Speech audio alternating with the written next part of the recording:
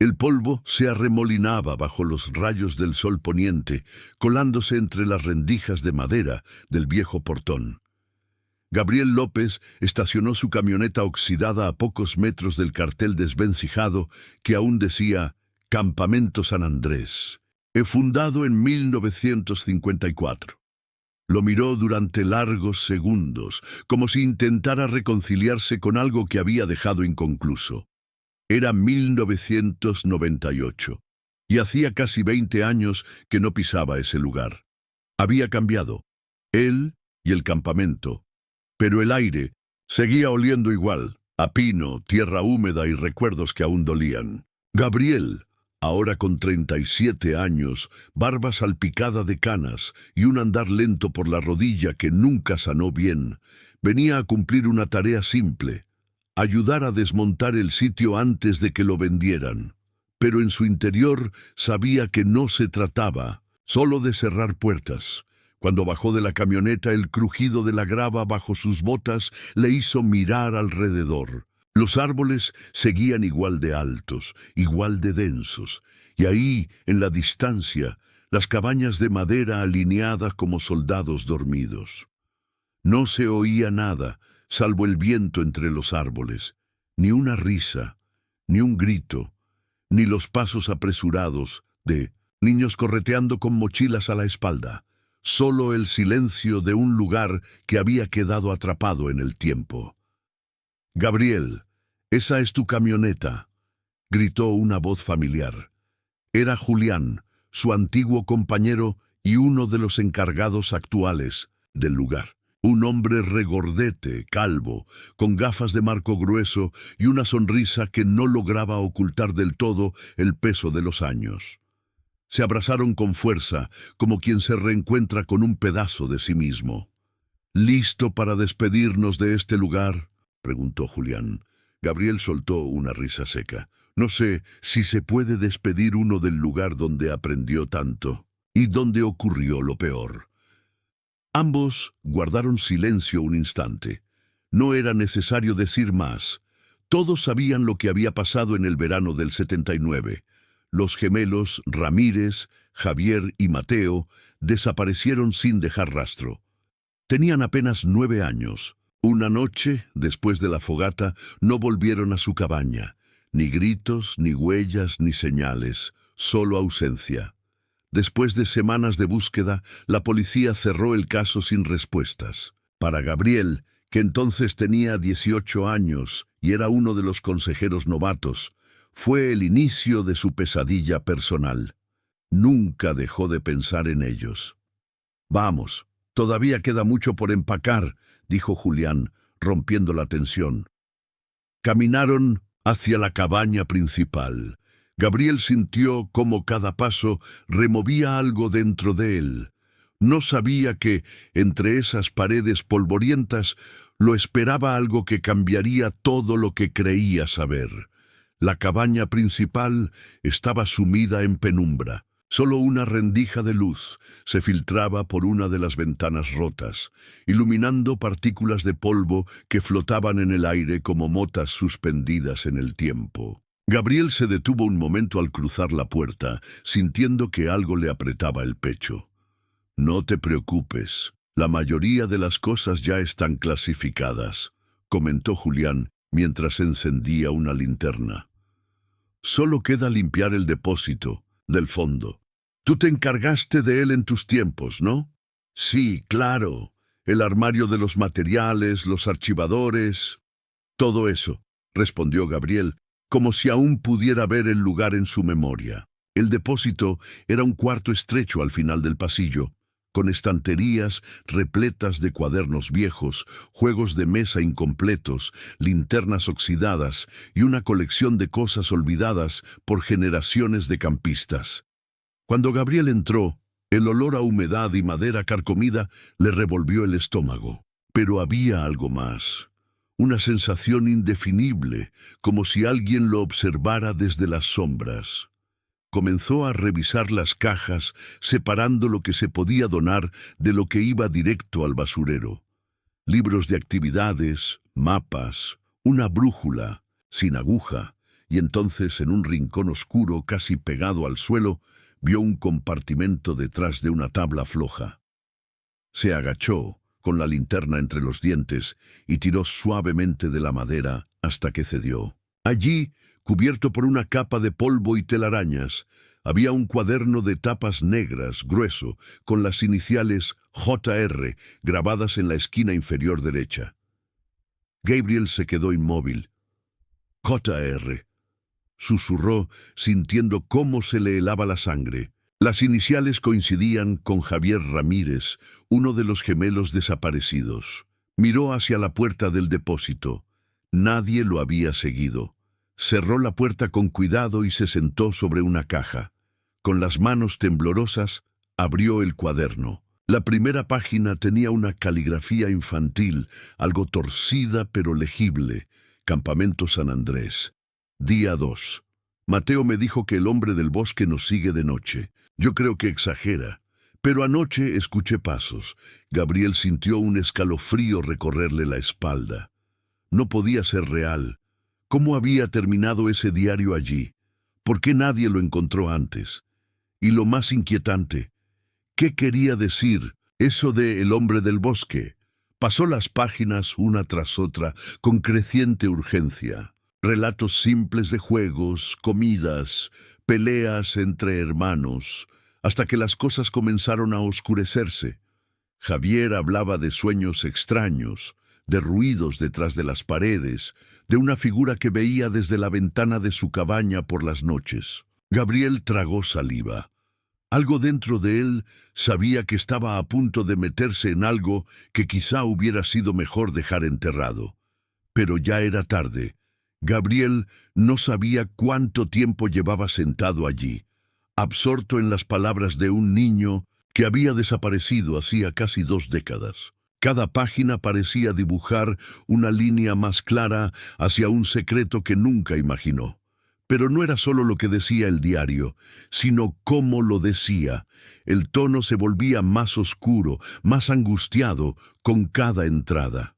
Mateo no quiere dormir, más en la cabaña. Dice que vio a alguien parado entre los árboles, con los brazos muy largos. Yo no lo vi, pero ya no quiero mirar por la ventana. Hoy los consejeros no nos dejaron ir al lago. Dijeron que había neblina, pero yo creo que es por lo que pasó con Andrés. Nadie habla de eso. Mateo llora por las noches. Dice que no es un sueño, que el hombre se mete en la cabaña cuando todos duermen. Yo puse mi linterna bajo la almohada. Gabriel sintió cómo se le erizaba la piel. Andrés. ¿Quién era Andrés? No recordaba ningún incidente registrado con ese nombre. Pero el campamento siempre había tenido sus rumores, sus historias que los niños contaban entre risas nerviosas junto a la fogata. ¿Y si no eran solo cuentos? Cerró el diario un momento mirando la cubierta como si ésta pudiera darle alguna respuesta. Luego lo guardó bajo su camisa, cerca del pecho, y salió del depósito. La luz del atardecer había desaparecido y la cabaña principal estaba casi a oscuras. Julián no estaba, solo el crujido de las tablas bajo sus pies. Decidió salir a tomar aire. El frío de la noche lo envolvió apenas cruzó la puerta. Caminó hasta la vieja zona de la fogata, donde aún quedaban restos de troncos alineados en círculo. Se sentó y encendió un cigarro, algo que hacía rara vez. Necesitaba calmarse. Sentía que su mundo se había reabierto en un punto donde ya no había retorno. De repente, escuchó pasos. No eran fuertes, pero tampoco parecían de animal. Giró instintivamente apagando el cigarro contra su bota. «Julián», llamó. Silencio. Entonces, al borde del bosque, entre los árboles más cercanos, creyó ver una figura. Muy quieta. Demasiado alta para ser un arbusto, demasiado delgada para ser una persona normal. Parpadeó y ya no estaba. Gabriel se levantó de un salto, con el corazón acelerado. «Tranquilo, es solo el cansancio», se dijo. Pero algo, en lo más profundo de su instinto, le decía que esa no sería la última vez que vería aquella sombra, ni que ese diario era simplemente un objeto perdido. Regresó a la cabaña, cerró bien la puerta y se encerró en el pequeño cuarto donde dormiría esa noche. Apagó la linterna, el silencio volvió a instalarse, solo interrumpido por el susurro del viento y algún crujido lejano. Bajo su almohada, como hiciera Javier en una época lejana, dejó una linterna encendida, por si acaso. La mañana siguiente, el sol entró con fuerza por la ventana sin cortinas del cuarto. Gabriel despertó sobresaltado, con el cuerpo tenso y la mente aún enredada en imágenes difusas. No recordaba haber soñado, pero despertó con una sensación de opresión, como si algo hubiese estado en la habitación durante la noche. Se sentó en la cama, frotándose los ojos. El diario seguía allí, escondido entre sus cosas. Lo sostuvo unos segundos antes de guardarlo de nuevo, esta vez en su mochila. Decidió que no le diría nada a Julián por el momento. Necesitaba entender por sí mismo lo que había encontrado. Julián ya estaba afuera, ordenando unas cajas en la parte trasera de la cabaña comedor. «Dormiste como tronco, ¿eh?», bromeó al verlo acercarse. «Yo estuve escuchando ruidos toda la noche. El bosque se está comiendo este lugar poco a poco». Gabriel forzó una sonrisa. «No dormí tan bien, la verdad. Debe ser el cambio de aire». Pasaron la mañana limpiando la cocina y la despensa. Todo estaba cubierto de polvo y telarañas. El campamento había estado cerrado oficialmente desde hacía 5 años, aunque ocasionalmente se usaba para talleres o retiros privados. Pero, desde que el último intento de venta se frustró por cuestiones legales, nadie más se había atrevido a ponerle la mano encima. Hasta ahora. Mientras Gabriel desarmaba unos estantes, encontró una caja con viejos archivos administrativos. Algunos listados de participantes, fichas médicas, autorizaciones de los padres. Empezó a revisarlos, con la esperanza de hallar algo más sobre Javier o Mateo. «Oye, Julián», dijo mientras hojeaba unas hojas, «¿te acuerdas si los papás de los gemelos siguieron viniendo por aquí después de la desaparición? Los Ramírez». «No. Después de todo eso, desaparecieron del mapa. Creo que se mudaron al norte, pero hubo un tiempo en que mandaban cartas, reclamando por qué. No se les decía toda la verdad». «¿Toda la verdad?». Julián lo miró por un segundo como si dudara. «Mira, no lo tomes a mal, pero tú estabas muy joven entonces. Había cosas que los adultos del campamento sabían y no compartían con nosotros. Algunos decían que había zonas del bosque que no se debían cruzar, que los mapas oficiales del campamento no mostraban todo». Gabriel frunció el ceño. «¿Cómo? ¿Qué zonas prohibidas?». «No sé, cosas viejas, supersticiones. Ya sabes cómo era la gente de aquí, llena de leyendas. Pero después de lo de los gemelos, varios empleados renunciaron sin dar explicaciones. Uno incluso dijo que algo había sido despertado». La conversación quedó suspendida en el aire. Gabriel sintió que cada palabra de Julián le dejaba más preguntas que respuestas. Terminó de guardar los papeles, pero una frase del diario volvió a retumbar en su mente. «Mateo dice que el hombre del bosque nos sigue de noche, y si no eran solo imaginaciones infantiles, ¿quién o qué los había estado siguiendo realmente?». Al caer la tarde, Julián decidió ir al pueblo vecino a recoger unos documentos que aún debían entregarse a los nuevos administradores. Gabriel optó por quedarse. Dijo que quería aprovechar la tranquilidad para organizar los archivos restantes, pero en realidad tenía otro plan. Una vez que escuchó el motor de la camioneta alejarse, volvió al depósito y sacó el diario. Se sentó en una de las mesas del comedor, encendió una lámpara de aceite y retomó la lectura justo donde la había dejado. Las últimas entradas eran cada vez más inquietantes. «Anoche soñé que alguien tocaba la ventana. Mateo no quiere hablar. pero yo sé que Él también lo escucha. A veces creo que no es un hombre. Sus ojos no brillan como los nuestros. Hoy perdimos a Andrés en el bosque. Dicen que se cayó, pero nadie vio nada. Lo encontraron temblando y sin poder hablar. Yo lo vi. Vi cómo lo miraba el hombre alto desde los árboles. Mateo quiere escaparse. Dice que si no lo hacemos, uno de los dos va a desaparecer. Yo le dije que se calmara, que mañana se lo diremos a Gabriel. Él nos va a creer. Gabriel detuvo la lectura de golpe. Su nombre estaba allí. Pasó la página con manos temblorosas. No pudimos hablar con Gabriel. Nos mandaron con otros consejeros. Hoy todo se ve raro. Los árboles parecen más oscuros. Escuchamos un silbido que venía de todas partes. Mateo tiene miedo. Yo también. Última entrada. Si alguien encuentra esto, por favor, digan la verdad. No fue un accidente. Él venía por nosotros. Lo vimos entrar a la cabaña. Ya viene otra vez. Gabriel cerró el cuaderno con violencia. El corazón le latía como un tambor. ¿Por qué? ¿No recordaba nada de eso? ¿Por qué los gemelos no habían podido hablar con él? ¿Qué había pasado en esos últimos días? Se levantó y caminó en círculos. Todo en él gritaba que debía irse, que no tenía sentido remover el pasado. Pero algo más profundo, más antiguo, lo mantenía allí. Una necesidad de redención, de saber. Salió al exterior con la linterna. La noche ya había caído. Caminó hacia la zona donde solía estar la cabaña de los Ramírez.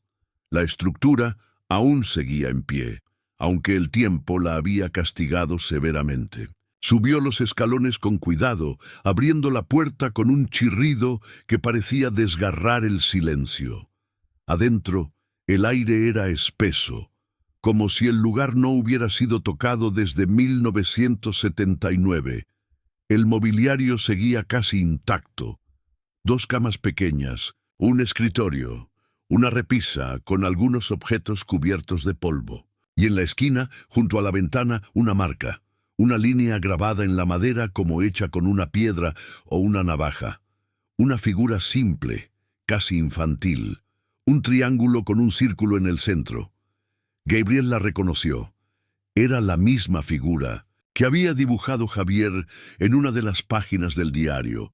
La había visto antes, pero no sabía dónde. Gabriel se quedó contemplando el símbolo tallado como si de pronto hubiera regresado a ese verano de 1979. Un eco de voces infantiles parecía resonar en su mente, risas apagadas, pasos sobre hojas secas. Todo el ambiente dentro de la cabaña le resultaba inquietantemente familiar, pero distorsionado, como una foto vieja expuesta al sol durante demasiado tiempo. Corrió los dedos por la madera astillada, recordando vagamente un juego, uno que los niños inventaban para asustarse entre ellos. Había algo sobre figuras extrañas y marcas secretas, un código. Pero esto no era parte del juego. Abrió la ventana oxidada y miró hacia el bosque. La luna iluminaba un sendero angosto, apenas visible entre la maleza. Algo en su interior le decía que ese sendero no estaba en los mapas oficiales. El diario mencionaba zonas que no aparecen en el plano, y Julián había hablado de empleados que se iban sin dar explicaciones.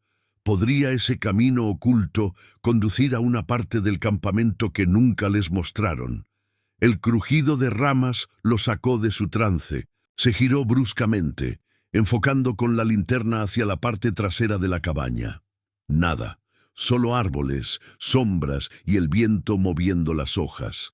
Aún así, la sensación de estar siendo observado se intensificó. El mismo escalofrío de la noche anterior lo recorrió de pies a cabeza. Volvió al comedor apresurado. La lámpara seguía encendida. Sacó una hoja en blanco de su mochila y comenzó a trazar el símbolo que había visto, intentando recordar si alguna vez lo había visto en los antiguos mapas del campamento. Buscó entre los archivadores una carpeta de planos.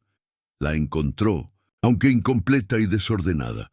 Pasó una hora comparando dibujos, trazados y esquemas, y entonces lo notó, una pequeña anomalía en el plano de 1978, una sección del terreno señalada solo con líneas difusas, sin nombres ni detalles, un espacio entre el lago y el límite del bosque.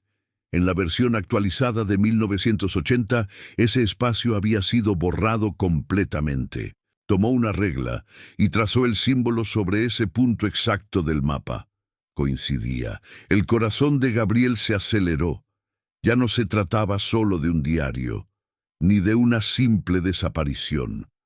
Había una historia enterrada en ese bosque que nadie quiso contar y que los gemelos intentaron dejar registrada antes de desaparecer. Shell, sin saberlo, formaba parte de ella. Guardó todo en su mochila justo cuando escuchó el sonido de un motor aproximándose. Julián regresaba. Gabriel salió al encuentro, aún con el símbolo grabado en la mente, decidido a no dejar que el pasado siguiera enterrado. Porque ahora sabía que, para entender lo que pasó con Javier y Mateo, tendría que entrar en esa parte del bosque, la parte que todos fingieron olvidar. ¿Encontraste algo interesante?, preguntó Julián mientras bajaba de la camioneta con una bolsa de pan y algunos sobres. Gabriel dudó unos segundos. Solo papeles viejos y muchos recuerdos. Julián lo miró con una mezcla de nostalgia y resignación. Este lugar está lleno de cosas que ya nadie quiere recordar. Entraron juntos al comedor. Julián comenzó a calentar agua en una vieja tetera, mientras Gabriel organizaba las hojas sobre la mesa, procurando ocultar el mapa que había marcado con el símbolo. No quería compartir nada aún, no hasta entender qué tan profundo llegaba y todo esto. ¿Y ahora?, preguntó Julián. Mañana temprano terminamos lo que queda del depósito, entregamos las llaves y listo. Se acabó San Andrés. Gabriel asintió. Sí, solo una noche más. Ambos cenaron en silencio. El viento comenzaba a arremolinarse con más fuerza contra las paredes de madera, y un trueno lejano avisaba que la tormenta se aproximaba. Julián se retiró temprano a su habitación, dejando a Gabriel solo con sus pensamientos. Pasada la medianoche, cuando la lluvia comenzó a golpear con suavidad el techo, Gabriel se levantó en silencio. Tomó su linterna, el mapa y el diario. Se colocó un impermeable, metió todo en su mochila y salió por la puerta trasera, con la linterna apuntando hacia el sendero entre los árboles. El bosque lo recibió con un murmullo apagado. Cada paso sobre el barro era una mezcla de adrenalina y terror, pero también de determinación. Algo lo empujaba, como si una parte de su memoria se estuviera despertando. Tras unos 15 minutos de caminata siguiendo el trazado del mapa, llegó a un claro oculto entre árboles más antiguos, de corteza negra y ramas enredadas. Allí, cubierto de vegetación y musgo, encontró lo impensable, una construcción de piedra semienterrada, circular, con una entrada parcialmente tapada por raíces. El símbolo estaba grabado sobre el dintel, exactamente como en la cabaña de los gemelos. Gabriel tragó saliva retrocediendo un paso. Todo su cuerpo le pedía huir, pero sus pies no se movieron. Algo dentro de esa estructura lo llamaba. No sabía si encontraría respuestas, dolor o peligro, pero sí sabía que allí, en ese lugar olvidado por todos, comenzaba el verdadero misterio. Encendió su linterna y, sin pensarlo más, se inclinó para entrar. Mientras desaparecía entre las sombras, una ráfaga de viento recorrió el claro, y por un instante muy breve, dos sombras pequeñas se dibujaron entre los árboles, observando en silencio. La oscuridad dentro de la estructura era densa, como si el aire mismo se negara a ser atravesado por la luz. Gabriel apuntó su linterna hacia el interior. Un pasillo estrecho, de paredes de piedra húmeda, descendía lentamente hacia las entrañas del bosque. Cada paso que daba resonaba en eco, amplificando la soledad del lugar. El silencio era absoluto, salvo por su respiración y el goteo esporádico de agua filtrándose desde las raíces del techo. El diario de Javier, guardado en su mochila, parecía pesar más que nunca, como si llevarlo consigo significara cargar también con el miedo que lo impregnaba. Avanzó con cautela. Las paredes estaban cubiertas de marcas, dibujos toscos, algunos tallados, otros con trazos de carbón. Muchos de ellos representaban figuras alargadas, ojos vacíos, cuerpos desproporcionados. No eran simbología indígena. Gabriel estaba seguro de eso. Ni tampoco arte infantil. Aquello era otra cosa. Algo primitivo, quizás ritual. Una bifurcación. Se presentó frente a él. A la derecha, un túnel más ancho con el suelo cubierto de tierra suelta. A la izquierda, un pasadizo más angosto, con un olor más penetrante, como a moho viejo y metal oxidado. Eligió el de la derecha, guiado por la intuición. Después de unos metros, el túnel se abrió en una sala circular. Las paredes estaban cubiertas por los mismos símbolos que había visto antes, pero en el centro, bajo un haz de luz que se colaba por una grieta en el techo, había algo más perturbador. Una fila de objetos alineados con precisión. Muñecos, hechos a mano, de trapo, madera y cuerda, algunos con ojos de botones, otros sin rostro. Cada uno sostenía una pequeña piedra tallada con iniciales. Gabriel se arrodilló frente al primero. Tenía una M grabada. «¿Mateo?», susurró, como si temiera despertar algo con solo pronunciar el nombre. Avanzó por la fila. A, J, C, D, nombres, personas, campistas, memoriales, advertencias. Al final de la fila, el muñeco más pequeño, apenas sostenido por dos palos cruzados, tenía las iniciales GL Gabriel López, su propio nombre. Se levantó de golpe. Un vértigo lo recorrió desde el estómago hasta la garganta. Retrocedió un paso apuntando la linterna en todas direcciones. Nada se movía, nada sonaba, pero lo sentía. No estaba solo. Giró sobre sus talones y corrió de regreso al túnel. Al llegar a la bifurcación, dudó por un segundo. Y entonces, desde el pasillo izquierdo, emergió un sonido que no escuchaba desde su adolescencia. Un silbido, lento, casi imperceptible. 3 notas descendentes. La misma melodía que los niños usaban en los juegos de escondidas, pero esta vez no sonaba como un juego. Gabriel se quedó inmóvil.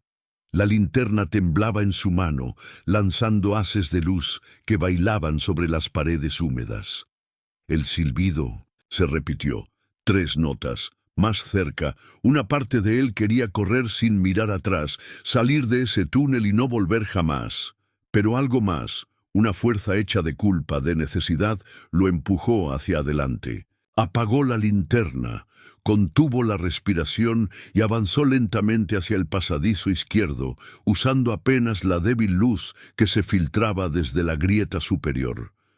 El túnel era más estrecho, con paredes que parecían cerrarse a medida que descendía. A unos metros divisó una puerta de madera podrida, apenas colgada de sus bisagras. La empujó con cautela, haciendo que crujiera como si protestara por ser abierta después de tantos años. Del otro lado, un cuarto más amplio. Las paredes estaban llenas de marcas hechas con uñas o piedras. Algunas palabras eran legibles. Ayuda, está. Aquí, no salgas de noche. No mires sus ojos. Gabriel sintió un nudo en la garganta.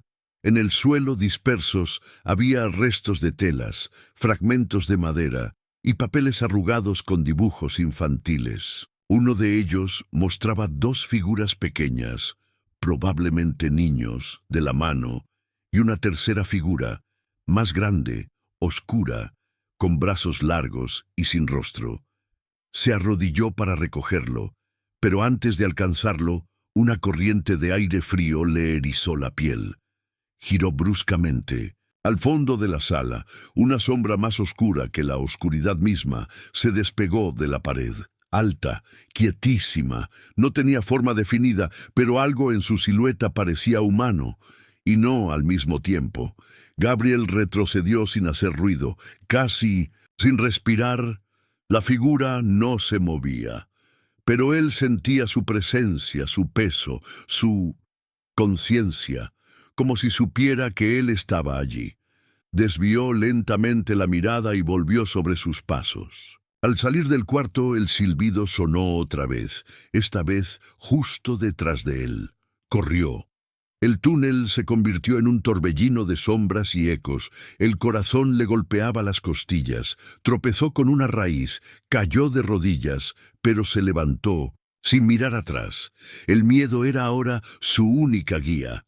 No sabía cuánto tiempo corrió, pero al final vio la salida. Un punto de luz al final del túnel. Emergió al claro jadeando, empapado en sudor frío, con las piernas temblorosas. La tormenta había comenzado. Truenos rugían sobre el bosque y la lluvia caía con fuerza. Pero nunca había agradecido tanto estar afuera. Mientras recuperaba el aliento, se giró para mirar la entrada de la estructura. Vacía, silenciosa, pero al borde de la vegetación, en el lodo, habían aparecido huellas, pequeñas, descalzas, como de niños, 2 pares. Se alejaban hacia el bosque. Gabriel se quedó bajo la lluvia, observando esas pequeñas huellas que se desvanecían entre los arbustos. El agua ya comenzaba a borrarlas, pero su forma era inconfundible. Pies descalzos, uno al lado del otro, como si los niños hubieran estado allí hacía apenas minutos. El nombre de los gemelos resonó en su mente como un eco sordo: Javier y Mateo. No sabía si lo que había visto bajo tierra era real o una alucinación inducida por el encierro, la oscuridad y los recuerdos que lo carcomían. Pero esas huellas eran tangibles, y algo le decía que no eran una coincidencia. Volvió al campamento empapado, con los músculos agarrotados y la linterna sin batería. Cuando llegó, Julián ya dormía. Gabriel se quitó la ropa mojada, guardó el diario y se tumbó en la cama sin encender la luz. Su cuerpo temblaba, pero no por frío. Pasó horas despierto, escuchando el golpeteo de la lluvia y repasando una y otra vez lo que había visto. En su mente, el símbolo grabado en la piedra, los muñecos con iniciales, el silbido, la sombra y aquellas huellas.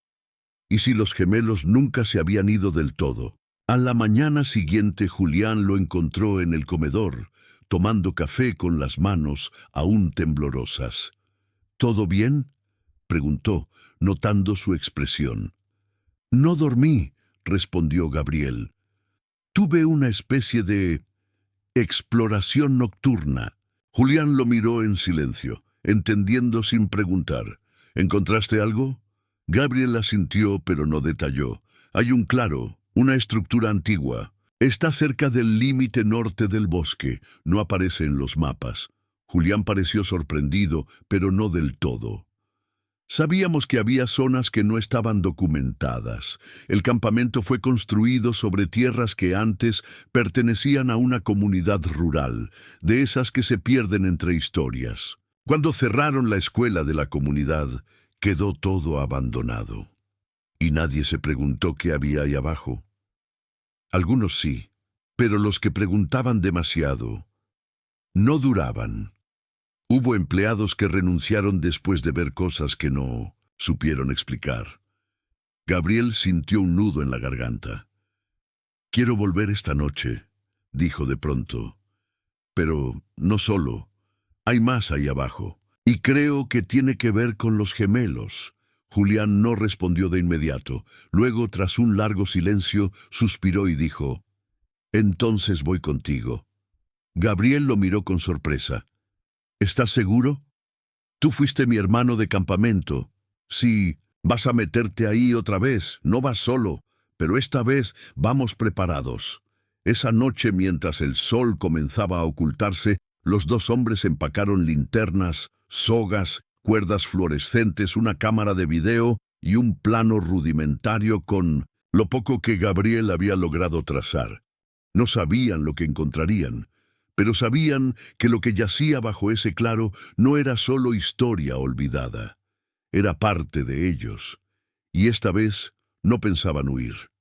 La luna llena apenas lograba filtrarse entre las copas de los árboles cuando Gabriel y Julián llegaron nuevamente al claro.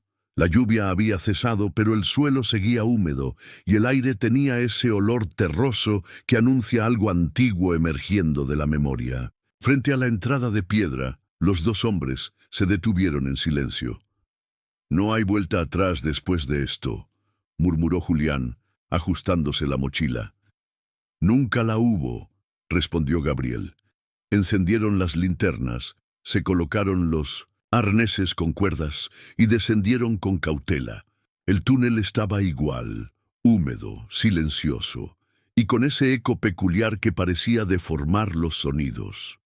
Gabriel los guiaba, marcando el camino con trozos de cinta fluorescente. Esta vez tomarían la bifurcación izquierda desde el principio. La sala de las inscripciones no había cambiado. Las palabras aún estaban en las paredes, pero ahora notaban detalles que antes habían pasado por alto. Dibujos de ojos abiertos, en forma de óvalos alargados, siempre en pares, como si fueran testigos constantes de todo. «Aquí fue donde lo sentí. Lo vi», dijo Gabriel señalando la esquina donde emergió la sombra. Julián apuntó su linterna, pero no había nada. Solo piedra, musgo y oscuridad. Siguieron avanzando. Más adelante, el túnel parecía ensancharse y luego descender en una espiral. Cada paso que daban se sentía más denso, como si el aire se espesara. Y entonces llegaron a otra cámara.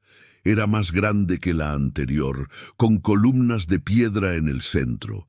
En las paredes, una galería de dibujos, más elaborados que los anteriores, mostraba escenas inquietantes, niños rodeando un fuego, figuras oscuras observándolos desde los árboles y una cabaña siendo tragada por raíces negras. Pero lo que más les impactó fue lo que encontraron en el suelo, una hilera de zapatos infantiles, viejos, algunos con restos de lodo seco, otros apenas reconocibles.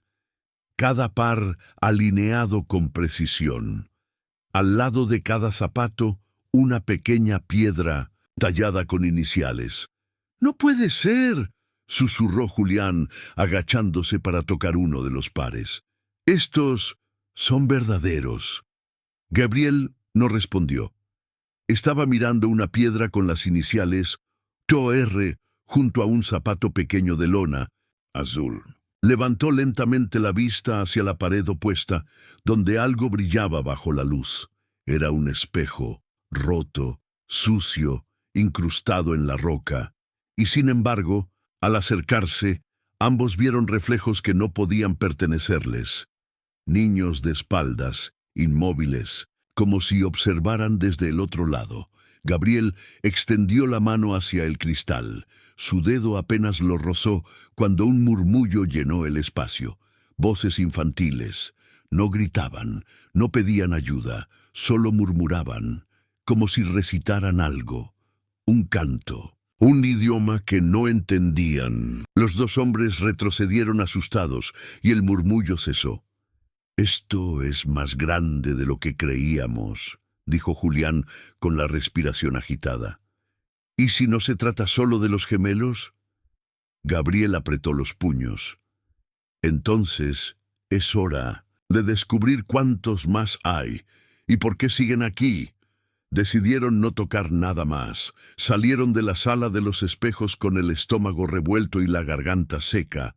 La galería de zapatos, el canto, los reflejos, todo parecía demasiado real para ser un montaje, pero también demasiado extraño para ser entendido de inmediato. A unos metros, el túnel se bifurcaba otra vez, esta vez en 3 caminos. Gabriel extrajo su libreta y comenzó a trazar un esquema rápido. Julián iluminó las paredes, buscando algún indicio que les dijera qué dirección tomar. Fue entonces cuando lo vieron. Una flecha dibujada con carbón, tenue pero clara, apuntando al pasadizo central. Alguien había estado allí antes, tal vez los gemelos, tal vez alguien más. Avanzaron con cautela. El túnel central era más seco, con el suelo cubierto por una delgada capa de polvo. Las pisadas que dejaban al caminar eran nítidas, pero pronto notaron que no eran los únicos en haber pasado por ahí recientemente. ¿Ves eso?, susurró Julián, apuntando con la linterna al suelo. Gabriel asintió. Huellas pequeñas, los pares, tal vez 3, y todas descalzas. El pasillo terminó en una puerta de metal oxidado, diferente a todo lo anterior. Tenía cerradura, pero estaba abierta. Al empujarla, entraron en lo que parecía una vieja sala de vigilancia o control. Había estantes caídos, archivos dispersos, una mesa con restos de papeles empapados por la humedad y un panel eléctrico corroído por el tiempo. «¿Qué es esto?», murmuró Julián. Gabriel caminó hacia el panel, retiró con cuidado los papeles y vio un plano rudimentario del campamento, con rutas subterráneas marcadas. Allí estaban las cabañas, el comedor, el lago, y debajo un laberinto de pasadizos conectados por nodos numerados, como si bajo el campamento se hubiera construido otra red secreta que nunca se les mostró a los consejeros. «Esto es imposible», dijo Gabriel, repasando con los dedos las conexiones.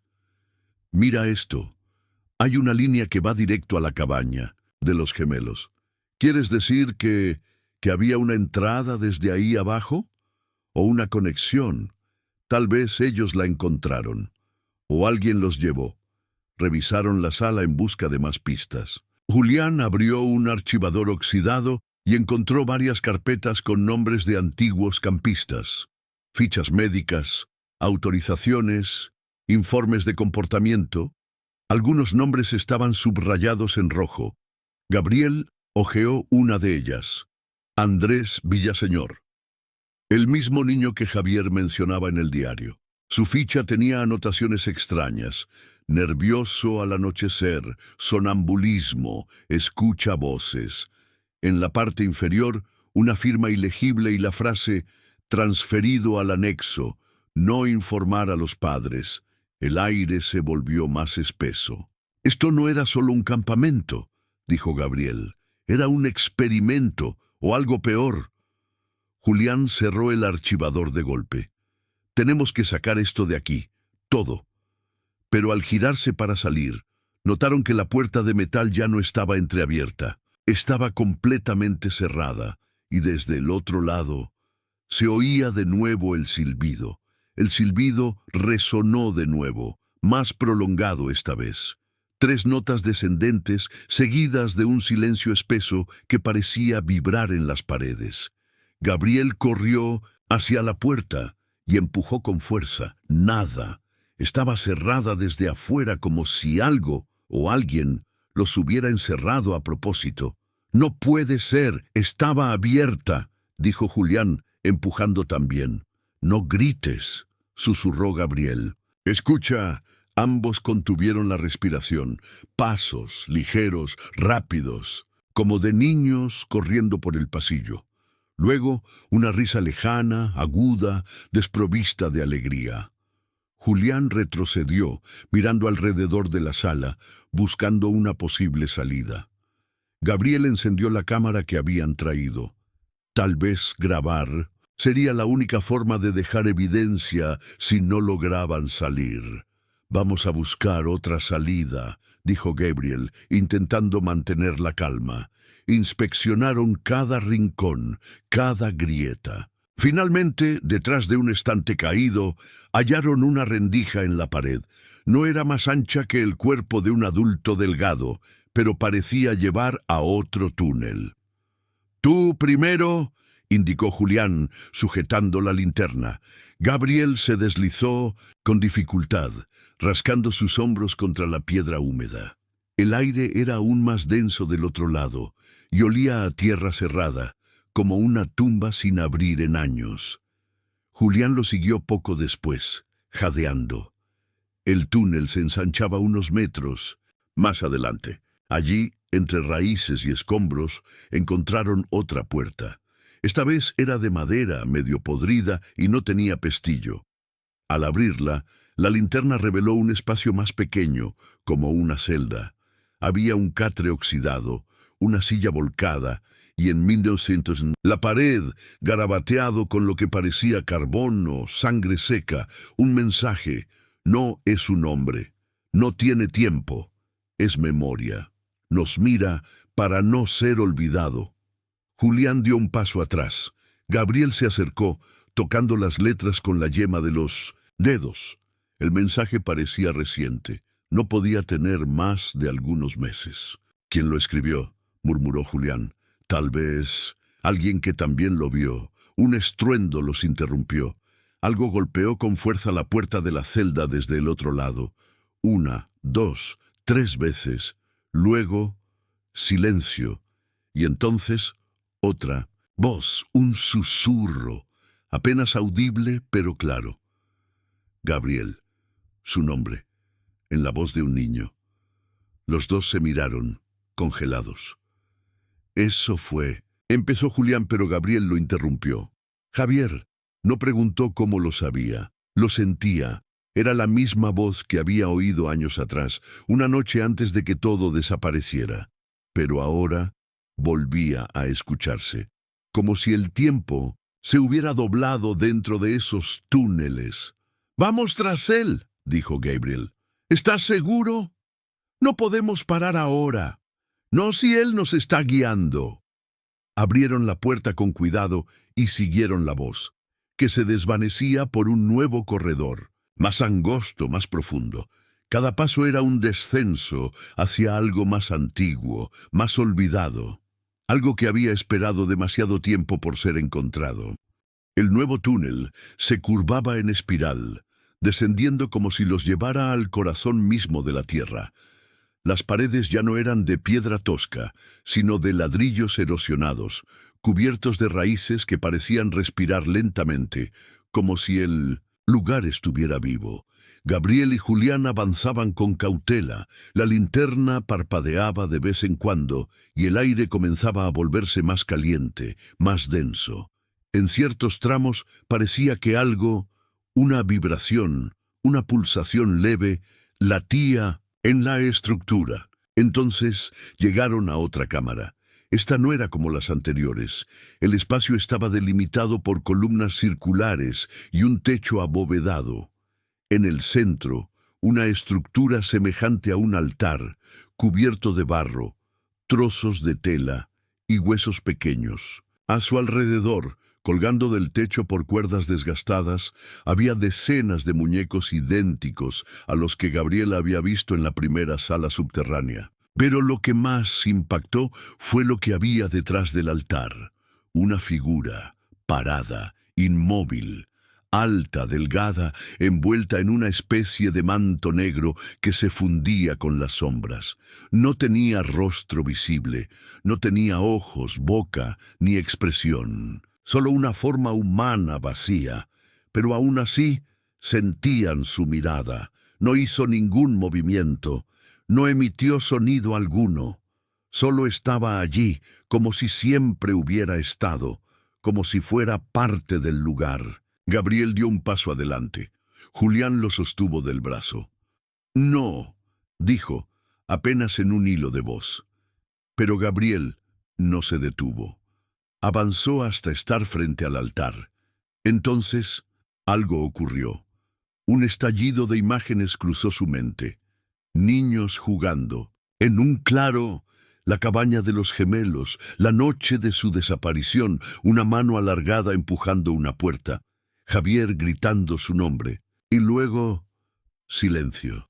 Una voz, no una que pudiera oír, sino una que sentía dentro de su pecho, dijo: «Tú sabías, tú olvidaste, tú regresaste». Gabriel cayó de rodillas. Su cuerpo temblaba, Su mente se llenaba de recuerdos confusos. Y entonces vio algo en el altar, un cuaderno, otro diario, similar al de Javier, pero más antiguo. Abrió sus páginas con manos temblorosas. Era de Andrés Villaseñor. Las entradas eran aún más oscuras. Hablaban de noches sin tiempo, de un testigo sin rostro, de juegos que no eran juegos. En la última página, una frase escrita varias veces: no lo olviden, no lo olviden, no lo olviden. Gabriel levantó la vista. La figura ya no estaba.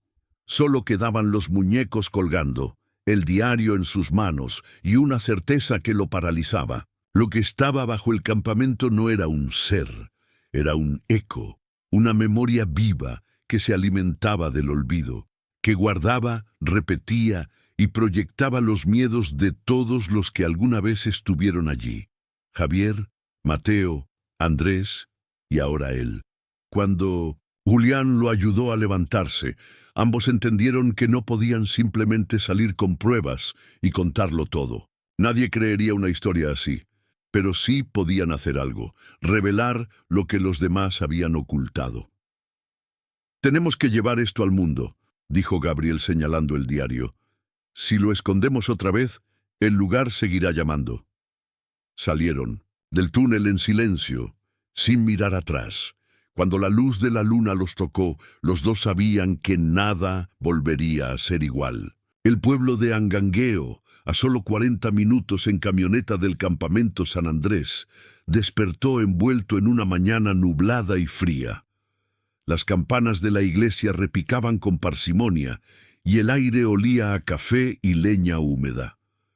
Gabriel y Julián llegaron con las ropas sucias, los ojos enrojecidos y un cuaderno mojado por el sudor y la lluvia en una bolsa sellada. Habían pasado la noche entera saliendo del bosque sin hablar. Cada uno cargaba un peso invisible, imposible de explicar con palabras. El plan era claro: encontrar a alguien que pudiera ayudarlos a revelar lo que habían descubierto. Alguien con influencia, con acceso, con oídos abiertos a lo imposible. Se dirigieron a la pequeña estación de policía del pueblo. Allí, una agente de mediana edad, con gesto serio y mirada desconfiada, los recibió. «¿En qué puedo ayudarlos?». Gabriel tomó aire. «Estuvimos en el antiguo campamento San Andrés. Encontramos documentos, restos. Creemos que hay cuerpos ahí abajo». La mujer arqueó una ceja sin disimular su escepticismo. «¿Cuerpos? ¿De quiénes?». «De niños», intervino Julián. «De varios. Y de uno que fue dado por desaparecido en 1979, Javier Ramírez. Su diario también está ahí». La oficial los estudió por un momento. Tomó el teléfono, marcó un número y pidió a un superior que bajara. 15 minutos después, un hombre alto, con bigote fino y traje beige, los recibió en una oficina interior. Era el subcomandante Olmos. Escuchó en silencio mientras Gabriel relataba lo ocurrido. No interrumpió, no mostró emoción. Cuando Gabriel le mostró el diario de Andrés, sí frunció el ceño. Lo leyó, página por página. Al final, cerró el cuaderno y dijo: «¿Por qué ahora? ¿Por qué volver después de tantos años?». Gabriel dudó. «Porque escuché su voz, porque encontré su diario, y porque ya no quiero cargar más con la duda». Olmos asintió lentamente. Luego se puso de pie y abrió un armario metálico. Sacó un legajo grueso, cubierto de polvo. Se lo tendió a Gabriel. «Este es el expediente del caso Ramírez, clasificado como sin resolución desde 1980. Hay cosas aquí que nunca se publicaron, fotografías de huellas, informes de psicólogos, testimonios que nunca se tomaron en serio. Algunos decían haber visto a los niños cerca del bosque, otros aseguraban que una figura oscura los vigilaba desde los árboles. Todos fueron descartados como histeria colectiva. Yo era muy joven, pero lo recuerdo. El caso marcó al pueblo. Gabriel hojeó el expediente. Reconoció los nombres, las fechas. Incluso encontró una nota escrita por su propio coordinador de entonces, mencionándolo a él como uno de los últimos adultos que vieron a los gemelos con vida. Su estómago se revolvió. ¿Y qué hacemos ahora? Olmos cerró el expediente. Van a necesitar más que diarios y recuerdos si quieren que las autoridades superiores se involucren. Pero si lo que dicen es cierto, no están solos. Yo también quiero saber qué se escondía en ese campamento. Por unos días, mientras él organizaba una expedición oficial al campamento, bajo la cobertura de verificación de estructuras en propiedad federal abandonada. Eviten hablar con la prensa, les advirtió. Si esto se filtra antes de tiempo, alguien puede enterrar lo que ustedes encontraron. De nuevo. Gabriel y Julián se hospedaron en una pequeña pensión en 1900, el centro del pueblo. El cuarto era austero pero limpio. El silencio del lugar contrastaba violentamente con el zumbido persistente en la mente de Gabriel, que no había podido dormir ni una hora desde que salieron del bosque. Esa noche, mientras Julián roncaba suavemente en la cama de al lado, Gabriel se sentó junto a la ventana con el diario de Andrés abierto en las piernas. Comenzó a transcribir fragmentos en una libreta personal como si temiera perderlos. Uno en particular lo obsesionaba. Cuando jugamos a escondernos, él siempre nos encuentra, porque él no busca con los ojos, busca con la memoria. Esa frase lo perseguía como un eco personal. ¿Y si lo que habitaba bajo el campamento no solo se alimentaba del olvido? ¿Y si necesitaba ser recordado para existir? En la madrugada bajó al comedor de la pensión por un poco de café. Allí conoció a doña Estela, la dueña, una mujer menuda de cabello blanco y mirada vivaz. Al verla absorto, se acercó con curiosidad. «No es común ver turistas tan pensativos por aquí», bromeó. Gabriel sonrió débilmente. «No estoy exactamente de vacaciones». «¿Y qué lo trajo entonces?» Gabriel dudó. No debía hablar mucho, pero algo en la mirada firme de la mujer le inspiró confianza. «Estoy investigando lo que pasó en el campamento San Andrés en 1979. ¿Recuerda algo?» Doña Estela frunció el ceño, bajó la voz y se sentó a su lado. «Claro que lo recuerdo. Mi sobrino iba a ese campamento. Regresó cambiado. Nunca habló de lo que vio, pero cada vez que pasábamos por la carretera que da hacia el bosque, se tapaba los ojos y decía, ahí no está dormido». «¿Quién?», preguntó Gabriel, con un escalofrío recorriéndole la nuca. La mujer lo miró fijo. Nunca lo dijo. «Pero yo sé que no hablaba de ningún hombre». Guardaron silencio unos segundos. «Muchos aquí sabemos que ese lugar está marcado, pero nadie quiere revolverlo enterrado. Usted, en cambio, ya se ensució las manos». Gabriel sintió que esa frase era más cierta de lo que ella imaginaba. Volvió al cuarto, con el corazón golpeando con fuerza. Esa noche, antes de dormir, miró su rostro en el pequeño espejo del baño, y por un instante, justo antes de apagar la luz, creyó ver a un niño de espaldas reflejado en la esquina. A la mañana siguiente, el pueblo despertó con una neblina espesa cubriendo las calles.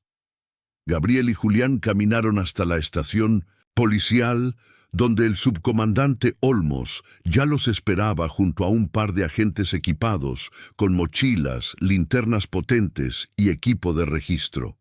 «No vamos a entrar todos al mismo tiempo», explicó Olmos. «Primero quiero confirmar la existencia del túnel. Si es como dicen, entonces pediremos refuerzos de la Fiscalía y personal forense». El grupo subió a 2 camionetas y partió, rumbo al campamento. Gabriel sentía el estómago tenso, como si algo lo empujara a retroceder. Julián también estaba inquieto. A pesar de la solidez que mostraba ante los demás, sus manos temblaban ligeramente. Cuando llegaron, el paisaje era más siniestro que nunca. La humedad reciente acentuaba los colores oscuros de los árboles y el silencio absoluto parecía envolver todo el lugar como una cúpula. El claro seguía intacto, las raíces aún cubrían parcialmente la entrada de piedra. Olmos ordenó despejarla y los agentes comenzaron a trabajar con machetes y palas pequeñas. Gabriel observaba desde atrás, sintiendo un peso invisible en los hombros. Cuando por fin lograron despejar el acceso, uno de los agentes se asomó al interior. «Hay escaleras», confirmó, «y humedad, huele raro ahí abajo». Olmos asintió. «Gabriel, Julián, ¿van con nosotros?» Ambos lo hicieron sin dudar, esta vez con respaldo oficial, pero sabiendo que la verdad que se escondía en esos túneles no era algo que pudiera documentarse con simples fotografías. Descendieron. La humedad era penetrante. El aire seguía denso, pero había cambiado algo. El lugar, aunque silencioso, no se sentía tan hostil como antes, como si, de alguna forma, eso que allí habitaba supiera que ya no podía esconderse más. Avanzaron hasta la sala circular con los muñecos. El subcomandante y sus hombres se detuvieron impactados. «¿Qué es esto?» Gabriel no respondió, solo señaló los nombres tallados en las piedras, los muñecos, el altar. Los agentes comenzaron a tomar fotos, grabar con la cámara de video y etiquetar todo con cintas numeradas. Uno de ellos se acercó a una de las figuras, la tocó y se estremeció. «Está caliente». Todos se miraron. El ambiente estaba helado, y sin embargo, ese muñeco, el que tenía la inicial JR, parecía irradiar un calor leve pero constante. Olmos pidió que no lo tocaran más. «Vamos más abajo», ordenó. Gabriel guió al grupo hacia la sala del espejo. Estaba intacta, las imágenes en la pared, las huellas en el suelo y el espejo aún incrustado en la roca. Uno de los agentes se acercó al cristal, lo examinó detenidamente. «Es solo un espejo viejo», pero entonces algo cambió. El reflejo del agente mostró un niño detrás de él. Todos lo vieron. El agente se giró con un grito. Nadie estaba ahí, pero el espejo ya no mostraba su reflejo, solo el del niño, mirando fijo, sin moverse, y en la superficie del cristal, lentamente, comenzó a formarse una palabra escrita desde dentro. Recuerden, el silencio que siguió fue absoluto. Nadie se movía, nadie respiraba con normalidad. La palabra «recuerden» seguía allí, escrita con una especie de condensación que se expandía lentamente como si el espejo transpirara desde el otro lado. El subcomandante Olmos fue el primero en reaccionar. Se acercó, se quitó los guantes y pasó los dedos por la palabra. Se borró al contacto. El espejo volvió a ser solo una superficie sucia y agrietada. «No registren esto aún», ordenó con voz baja, sin apartar los ojos del cristal. «Nadie va a creerlo si no tenemos algo más tangible». Los agentes asintieron, aunque todos sabían que habían visto lo mismo. Gabriel, en cambio, seguía con la mirada clavada en el lugar donde el niño había aparecido. Sentía en su interior una certeza cada vez más clara. Aquello que se manifestaba no quería venganza ni destrucción, quería memoria, quería que los hechos que fueron enterrados, literal y simbólicamente, salieran a la luz. «Hay otra sala más abajo», dijo, señalando el pasadizo de ladrillo. Avanzaron sin decir una palabra. El túnel en espiral se abría como una espina dorsal bajo tierra. Cuando llegaron a la cámara del altar, los agentes se detuvieron impactados. Algunos murmuraron una oración al ver los muñecos colgando, las piedras con iniciales, el calor vibrante que emanaba del lugar. Y otra vez, en medio del altar, estaba el diario de Andrés. Gabriel se adelantó, lo tomó con cuidado y lo entregó a Olmos. «Esto contiene parte de la verdad. Léalo». El subcomandante hojeó algunas páginas, luego miró a Gabriel. Esto es más grande de lo que imaginaba. Vamos a asegurar la zona. Necesitamos expertos en arqueología, antropología, incluso en salud mental. No puedo explicar lo que vi, pero sé que no podemos simplemente cerrar esto. Un agente que había estado registrando el perímetro levantó la voz. Señor, creo que encontré algo más. Todos lo siguieron hasta un rincón oculto detrás de una columna. Allí, semioculto bajo tierra, sobresalía un esqueleto infantil. Las ropas, casi descompuestas, tenían aún una etiqueta. Ramírez M. Gabriel sintió que las piernas le fallaban. Mateo. Olmos pidió que nadie tocara el cuerpo. El equipo forense llegaría al día siguiente, pero esa confirmación física era todo lo que necesitaban. No era un mito, no era una historia contada. Entre fogatas. Era real. Al regresar a la superficie, el sol ya se escondía tras las montañas. Julián apoyó una mano en el hombro de Gabriel. Uno de ellos apareció. Uno... falta. Gabriel asintió. Lo sabía. En su interior, una voz persistía. Javier seguía ahí abajo, esperando. La noticia del hallazgo no tardó en filtrarse. Aunque el subcomandante Olmos intentó mantenerlo en discreción, el descubrimiento de un esqueleto infantil con nombre identificable reavivó las heridas de una comunidad que había aprendido a callar. 2 días después, los medios locales ya hablaban de los secretos del campamento San Andrés. El caso fue reabierto oficialmente y fiscales del estado llegaron para supervisar las nuevas investigaciones. Pero aún con todo ese movimiento, el centro de todo, el corazón de aquella historia, seguía siendo el mismo. ¿Dónde estaba Javier Ramírez? Gabriel pasó esas jornadas ayudando al equipo de antropología. Había entregado copias del diario, mapas del túnel y las fotografías de los muñecos, pero algo lo inquietaba. Mientras más personas entraban al subsuelo, menos señales parecía haber. Es como si se estuviera apagando, le dijo una mañana a Julián mientras observaban a un grupo de técnicos empacando equipos sin haber captado nada anormal. O como si solo se mostrara a quienes ya tienen una deuda con él, respondió Julián, casi en susurro. Esa noche, Gabriel no pudo dormir. Volvió al diario de Javier y repasó una frase que había pasado por alto. Si desaparezco, no es porque me fui, es porque me escondieron donde no me pueden recordar. Se levantó, se vistió y caminó hasta la estación de policía. Tocó la puerta del despacho de Olmos, quien aún estaba allí, revisando papeles. «Necesito volver solo», le dijo sin rodeos. «¿Estás loco? ¿Estás sellado? Hay orden judicial. Yo sé cómo llegar a él. Necesito que confíes». Olmos lo miró largamente.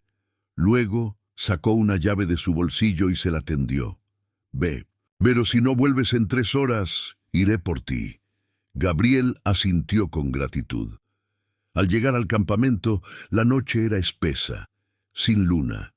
El bosque parecía más silencioso que nunca. Descendió solo al túnel. Su linterna, ahora con baterías nuevas, iluminaba el camino conocido, pero cada paso lo hacía sentir que el aire era más pesado.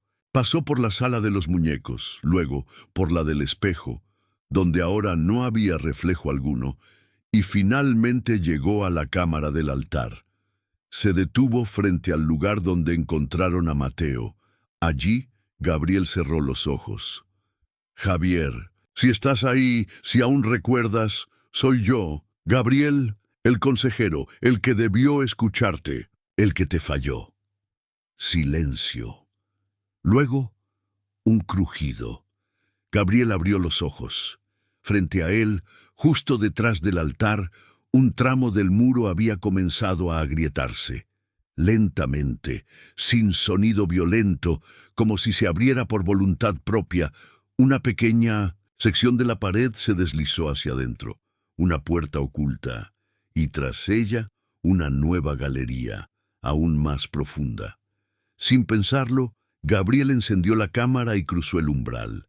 El nuevo pasadizo era estrecho y mucho más antiguo. Las paredes ya no eran de piedra uniforme, sino de una mezcla de barro seco y raíces trenzadas, como si el propio bosque hubiera absorbido aquella parte del campamento hace décadas. Gabriel caminaba con lentitud, iluminando con la linterna cada rincón. El aire era distinto, más seco pero con una densidad que hacía difícil respirar. Las raíces, algunas tan gruesas como su brazo, colgaban del techo como brazos petrificados. A los pocos metros encontró una bifurcación. Sobre la pared de la derecha, alguien había escrito con carbón: «No escuches si llama». Gabriel tragó saliva y tomó el camino de la izquierda. El túnel se estrechaba cada vez más. Tuvo que agacharse y gatear por un tramo. Y entonces el silencio absoluto fue reemplazado por un sonido leve, casi imperceptible, pero que él reconoció de inmediato. Un susurro, su nombre. «Gabriel», repetía la voz, con una ternura que no era humana ni inofensiva. Intentó no escucharla. Recordó la advertencia en la pared, apretó los dientes y siguió adelante sin responder. Finalmente, el túnel se abrió en una sala pequeña. Solo había un objeto en el centro, una cama de hierro oxidado, con un colchón delgado y sucio. Sobre él, una figura encogida, un niño, de espaldas, inmóvil. Gabriel no se atrevió a hablar. Se acercó lentamente hasta que estuvo a menos de 1 metro. El niño no se movía, pero respiraba. Podía ver cómo su espalda subía y bajaba. Estaba vivo. «Javier», susurró con la voz quebrada. La figura giró lentamente, y allí estaba. El rostro era joven, de unos 9 años, ojeroso, pálido, con los ojos abiertos pero vacíos, como si estuviera atrapado en un sueño eterno. Pero era él, exactamente igual a como lo recordaba en 1900, aquel verano de 1979. «¿Me recuerdas?», preguntó Gabriel, agachándose junto a la cama. El niño parpadeó una vez, y luego, por primera vez, habló. «Nunca me fui». Gabriel sintió una oleada de emociones atravesarlo. Estaba allí. No era un fantasma, no era una alucinación. Javier Ramírez seguía vivo, o algo muy cercano a eso. «Voy a sacarte de aquí», dijo. Pero al intentar tocarlo, una fuerza invisible lo repelió. Javier lo miró con un leve movimiento de cabeza. «No puedo salir, no sin Mateo». Gabriel tragó saliva. «Mateo ya no está». El niño bajó la mirada. Por un momento, el túnel pareció temblar. Las raíces vibraron, y luego todo se quedó en silencio. Entonces, nadie debe quedarse. Gabriel no entendió de inmediato, pero cuando Javier lo miró otra vez, sus ojos no estaban vacíos. Estaban llenos de algo más grande, de años, de historias, de memoria, de todos los niños que nunca regresaron. Gabriel no supo cuánto tiempo pasó allí, junto a Javier. El túnel parecía suspendido en otra dimensión, donde el tiempo no fluía como arriba, donde los ecos eran más antiguos que las palabras. «¿Qué eres ahora?», preguntó con voz apenas audible. El niño sonrió levemente, una sonrisa que no era de felicidad, sino de comprensión resignada. «Soy lo que quedó. Cuando todos se olvidaron». Gabriel comprendía, aunque le costaba aceptarlo. Javier no era solo un niño atrapado, era también la memoria viva de todos los que desaparecieron, de todo lo que fue silenciado, de todos los gritos que nadie escuchó. «¿Y si te recuerdo yo?», dijo Gabriel dando un paso adelante. «Si yo me acuerdo cada día de ustedes, si cuento la verdad». Javier lo miró en silencio. Luego, con voz suave, dijo: «Entonces, podremos descansar». Una vibración leve recorrió las paredes del túnel. Las raíces comenzaron a retraerse lentamente, como si una tensión ancestral se aflojara. El aire se volvió más ligero. Javier se acostó de nuevo sobre el colchón, cerró los ojos, y por primera vez desde que Gabriel lo encontró, respiró con calma. Gabriel se acercó, le rozó la frente con los dedos y dijo: «No te voy a olvidar, nunca más». Luego, el túnel comenzó a cerrarse tras él. Corrió, como en sus pesadillas de juventud, como aquella noche en que todo se rompió, pero esta vez no huía del miedo, corría hacia la verdad. Emergió del subsuelo con los pulmones ardiendo. Olmos lo esperaba en la entrada con 2 agentes. Al ver su rostro, comprendió que algo había cambiado. «¿Y Javier?», preguntó con voz seca. Gabriel negó con la cabeza. «Está en paz, pero hay algo que debemos hacer». Esa misma semana, el subcomandante autorizó la exhumación oficial de los restos en el subsuelo. Se identificaron 6 cuerpos más, todos niños, ninguno registrado como desaparecido, todos, de alguna forma, ligados al campamento. Gabriel entregó todos los diarios a la fiscalía. Declaró durante horas. Aportó mapas, relatos, recuerdos. Y luego, cuando todo comenzó a moverse bajo procedimientos legales, hizo lo que prometió. Se sentó frente a una cámara, activó la grabadora y comenzó a hablar. «Mi nombre es Gabriel López. Fui consejero en el campamento San Andrés en 1979. Lo que van a escuchar no es una historia, es una memoria. Es la voz de los que no volvieron». El video se hizo viral. Los nombres de Javier y Mateo Ramírez volvieron a las portadas. Las familias comenzaron a hablar. Otras víctimas también. Las autoridades no pudieron negarlo más. Meses después, el sitio fue clausurado definitivamente y convertido en un memorial. En el centro del claro, una placa simple, sin adornos, dice: «Aquí descansan los olvidados. Gracias por recordarnos». Y cada año, el 15 de julio, Gabriel regresa. Se sienta frente a esa placa, en silencio, y silba. 3 notas descendentes, y aunque el viento las arrastra hacia el bosque, siempre siente que alguien, en algún lugar, la silba de vuelta. Pasaron 3 años desde que Gabriel grabó su testimonio. El video, publicado inicialmente en un foro de crónicas urbanas, fue recogido por periodistas independientes y poco a poco escaló hasta medios nacionales. No era un caso policial más. Era una herida abierta en la memoria colectiva de México y tocaba una fibra demasiado profunda para ser ignorada. En 2002, el Congreso del Estado de Michoacán aprobó la creación de una comisión especial para investigar abusos en instituciones juveniles de décadas pasadas.